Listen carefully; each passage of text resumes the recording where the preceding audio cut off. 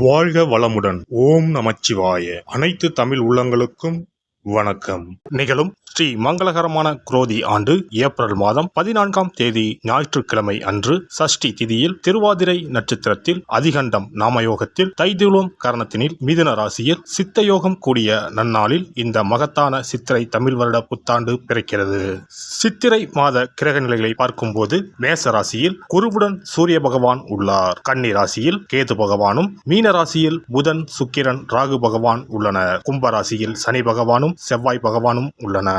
இந்த ஆண்டு சித்திரை மாதத்திலேயே குரு பகவான் 12 ஆண்டுகளுக்கு பிறகு ரிஷபராசிக்கு இடப்பெயர்ச்சி ஆகிறார். 30 ஆண்டுகளுக்கு பிறகு சனி பகவான் மீனராசி சென்று ராகுவுடன் இணைய போகிறார். பிறக்க போகும் குரோதி தமிழ் புத்தாண்டில் 2 கிரக உச்சத்தையும் ஒரு நீசபங்க ராஜயோக கிரகத்தையும் தன்னுடைய கோச்சாரமாக கொண்டுள்ளது. சூரியன் குரு இணைவு மிகுந்த நன்மை தரும். ஆனால் ராகு, உச்ச சுக்கிரன், புதன் சேர்க்கை கொஞ்சம் திகிலாக உள்ளது. அதேபோல் சனி செவ்வாய் சேர்க்கையும் நன்மை தருவதாக இல்லை. எனவே இந்த வருடம் நன்மை எவ்வளவு அதிகம் உள்ளதோ அதே அளவு கெடுதலும் உள்ளது. எனவே அவரவர் குடும்ப பெண்களையும், இளைஞர்களையும், குழந்தைகளையும் நீங்கள்தான் பத்திரமாக பார்த்துக் கொள்ள வேண்டும். இதில் ஒன்றை சொல்லியே ஆக வேண்டும். நினைப்பதை நல்ல செயலாக நினையுங்கள். ஏனெனில் கொஞ்சம் கோக்குமாக்கு யோசனை எட்டி பார்க்கும். வேறென்ன, ஒரு துணையை செட்டப் பண்ணலாமா என்று ரொம்ப நாளாக மனதில் ஓடிக்கொண்டே இருக்கும். இந்த மாதிரி விளங்காத யோசனைகள் எல்லாம் வேண்டாம். செல்வம் செல்வாக்கு பெருக, நல்ல நட்பு கிடைக்க, முயற்சிகளில் முன்னேற்றம், வாழ்வின் அபிவிருத்தி என இவை சார்ந்து சிந்தனை செய்யுங்கள். இந்த வருடம் அத்தனையும் நடக்கும். நல்லன எல்லாம் கைகூடி வரும். தனுசு ராசி அன்பர்களே, 6ஆம் வீடான ருண ரோக சத்ருஸ்தானத்தில் கலஸ்திரஸ்தான குருவாக பயணம் செய்ய போகிறார் குரு பகவான். குரோதி ஆண்டில் குருவின் பார்வை உங்கள் ராசிக்கு 2ஆம் வீடு, 10ஆம் வீடு, 12ஆம் வீடுகளின் மீது விழுகிறது. குரு பகவான் குரோதி ஆண்டில் 6ஆம் பாவமான அடிமை தொழில், தாய்மாமன், நோய், கடன் எதிரி ஆகியவற்றை குறிக்கும் பாவகத்தில் பயணம் செய்ய போகிறார். சுப கிரகம் 6இல் வந்தால் அசுப பலன்கள் குறையும் என்பது ஜோதிட விதி. 6இல் குரு ஊரெல்லாம் பகை என்பது பழமொழி. உங்கள் ராசிக்கு பாக்கியாதிபதியும் விரையாதிபதியுமான குரு 6இல் வருவது ஒரு வகையில் நன்மையே. பொன்னவன் குருவின் பொன்னான பார்வை தொழில் ஸ்தானத்தை பார்ப்பதால் தொழிலில் மாற்றம், முன்னேற்றம், அந்நிய தேச பயணங்கள் வரலாம். இதுவரை படித்து வேலையில்லாமல் இருந்தவர்களுக்கு நல்ல வேலை கிடைக்கும். அஷ்டமத்து சனியால் இதுவரை தடைப்பட்ட காரியங்கள் தடை நீங்கி நல்ல விதத்தில் நடக்கும். திறமை அறிவுக்கு ஏற்ற அதிகமான வருமானங்கள் வரும்.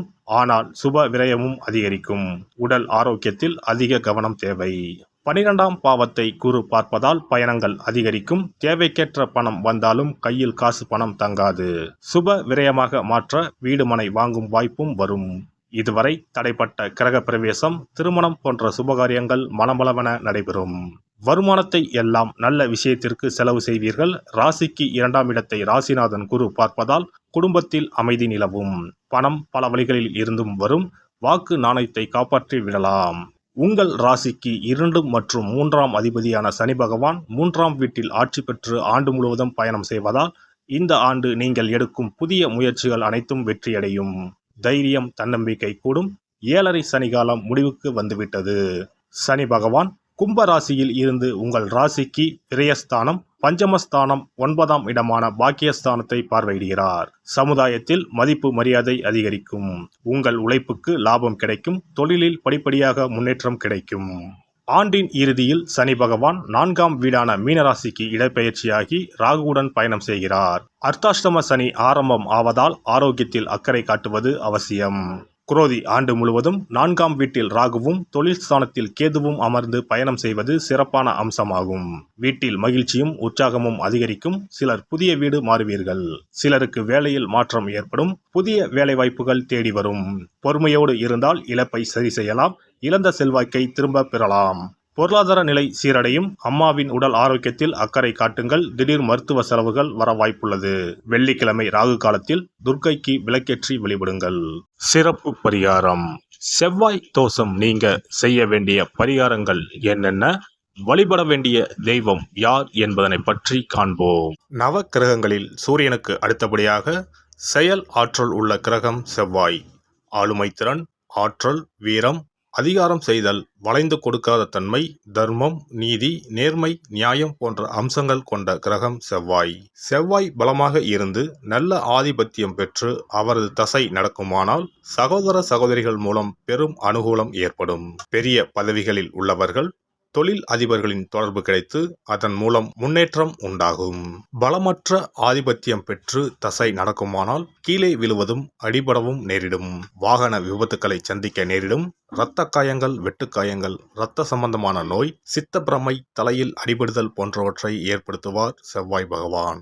வீண் வழக்குகள், சண்டை சச்சரவுகள், மறைமுக நேர்முக எதிரிகள், பொருள் களவு போகுதல், செய்தொழில் வியாபாரத்தில் திடீரென்று பெருத்த நஷ்டம், அரசாங்க கெடுபிடி, பதவி இறக்கம், மறைந்து வாழும் சூழ்நிலை என்று பலவகை இன்னல்களை உருவாக்குவார். செவ்வாய் முதலான தோஷங்கள் அனைத்தும் நீங்க அவரின் அருளை முழுவதும் பெற செவ்வாய்க்குரிய அதிதேவதையான முருகனை வழிபடுவதும், கோதுமை ரொட்டி, வெள்ளை எள் கலந்த இனிப்பு பலகாரங்கள், துவரை போன்றவற்றை ஏழைகளுக்கு தானம் கொடுப்பதும் நல்லது. செவ்வாய் கிழமைகளில் விரதம் இருந்து செவ்வாய் பகவானுக்கு விளக்கேற்றுவது, சஷ்டி விரதம், கிருத்திகை விரதம் மேற்கொள்வது, தினமும் கந்த சஷ்டி கவசம் படிப்பது நல்லது. மேலும் செவ்வாய்க்குரிய கல்லான பவளக்கல்லை மோதிரத்தில் பதித்து அணிவது, சிவப்பு நிற ஆடையை அணிந்து கொள்வது, செப்பு பாத்திரங்களை உபயோகிப்பது போன்றவற்றால் செவ்வாயால் உண்டாகக்கூடிய தோஷங்கள் குறையும். செவ்வாய் பகவானுக்கு செய்யும் பரிகாரங்கள் அனைத்தும் முருகனுக்கு உகந்தது என்பதால் முருகனின் திருவருளும் கிட்டும். திருமண வாழ்க்கையில் செவ்வாய் பகவானுக்கு முக்கிய பங்கு உண்டு. திருமணத்துக்கு வரன் பார்க்கும்போது பிள்ளைக்கோ அல்லது பெண்ணுக்கோ செவ்வாய் தோஷம் இருக்கிறதா என்றுதான் முதலில் கேட்பார்கள். அந்த அளவுக்கு செவ்வாய் தோஷம் மிகவும் முக்கியமானதாக பார்க்கப்படுகிறது. ஒருவரின் ஜனன ஜாதகத்தில் லக்னம், சந்திரன், சுக்கிரன் ஆகியோருக்கும் செவ்வாய் இருக்கும் இடத்திற்கும் உள்ள தொடர்பை கொண்டுதான் செவ்வாய் தோஷம் ஒருவரின் ஜாதகத்தில் எந்த அளவுக்கு வலிமையாக இருக்கிறது என்பதை கணிக்க முடியும். செவ்வாய் தோஷம் இருக்கிறது என்றால் நம்பிக்கையோடு மிக எளிய பரிகாரங்களை செய்வதன் மூலம் தோஷ நிவர்த்தி பெறலாம். செவ்வாய் தோஷம் என்பது திருமண தடையை ஏற்படுத்துவது மட்டுமல்லாமல் மேலும் பல இடையூறுகளையும் ஏற்படுத்தும்.